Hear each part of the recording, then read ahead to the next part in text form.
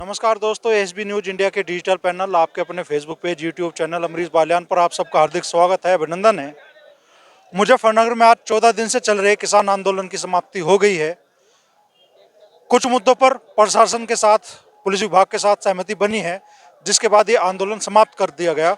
आज इस आंदोलन को लगातार अलग अलग संगठनों का, अलग अलग खापों का भी समर्थन मिल रहा था। और जहां हम मौजूद है, ये देसवाल खाप का कैंप है यहाँ पे। तो चौधरी साहब, देसवाल खाप के जो चौधरी हैं, उनके पुत्र शरणवीर सिंह जी हमारे साथ में है। शरणवीर जी, आज जो समाधान निकला है उससे कितना खुश आप हैं? भाई जैसा समय चल रहा उस समय के हिसाब से भाई किसान का काम भी है। हमने सोच लिया कि भाई जो है जरूरी चीज़ पे जो बात हुई है कि भाई ट्रैक्टरों पे जो 10 साल पुराने हैं उन पर आश्वासन हुआ दिया। डीएम साहब भी थे, उन्होंने बात करी, कमिश्नर साहब ने, तो सभी की सहमति बनी। जो संगठन के कार्यकर्ता हैं, पदाधिकारी हैं, अब भाई चलो आगे की लड़ाई आगे भी लड़ेंगे।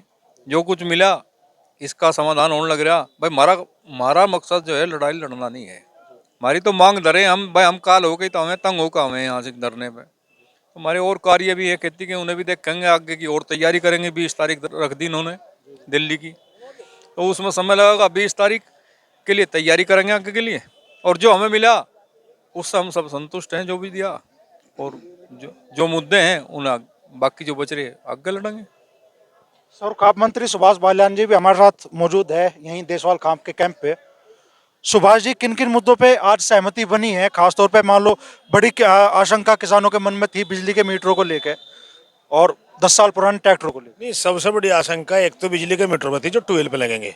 उनके लिए कमिश्नर साहब ने भी और यहाँ कप्तान साहब ने भी क्लियर कर दिया कि वो मीटर नहीं लगेंगे।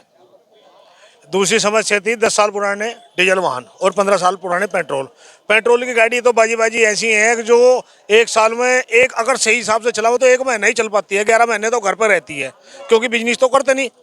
किसान का काम यही है। और उन पर भी उन्होंने ये आश्वासन दिया कि इस तरह का कोई भी पकड़ दकड़ नहीं होगी। अगर इस तरह का भी आश्वासन दे दिया और मानते हैं, और हम भी मान रहे हैं, अगर इस तरह का अगर कोई भी अपने वायदे से मुकर जाएंगे तो आगे की रणनीति फिर तैयार की जाएगी। अच्छा, जैसा आज महापंचायत के मंच से ऐलान किया गया 20 मार्च को दिल्ली में महापंचायत का, तो उसके लिए सौर खाप कितनी तैयार है? नहीं, 20 मार्च के लिए है तो जैसी व्यवस्था आज यहाँ है, सर खाप यहाँ भी आई, अगर ऐसी स्थिति बनेगी तो वहाँ के लिए भी हम लोग तैयार रहेंगे और समर्थन करेंगे। तो फिलहाल मान लीजिए कि फिलहाल कुछ दिनों के लिए शांति है, आंदोलन फिर से जोर पकड़ सकता है 20 मार्च के आसपास। नहीं, अगर सरकार अपने वादे से फिर मुकरती है तो फिर 20 मार्च की तारीख तो दिल्ली के रखी थी, उसके बाद में निर्णय जो है वहीं पे हो जाएगा, फिर आंदोलन तेज होगा। तो आज इस महापंचायत के बाद में और इस समझौते के बाद में किसान के फिर भी कौन कौन से ऐसे मुद्दे रह गए जिनका समाधान अभी होना बाकी है? देखो, सबसे बड़ा मुद्दा तो जी गन्ना पेमेंट का ही था, वो कुछ चल रहा है। लेकिन सबसे बड़ा एक और था, गन्ने का भाव आज तक घोषित नहीं किया। सबसे क्या यही बात है, संविधान वाली, भारत के संविधान में ऐसा कहीं लिखा है कि जो माल हमारा उसकी कीमत दूसरा आदमी रखता है। क्यों? किसी भी दुकानदार से किसी भी कोई सामान ले तो वो अपनी कीमत खुद तय करके बताता है।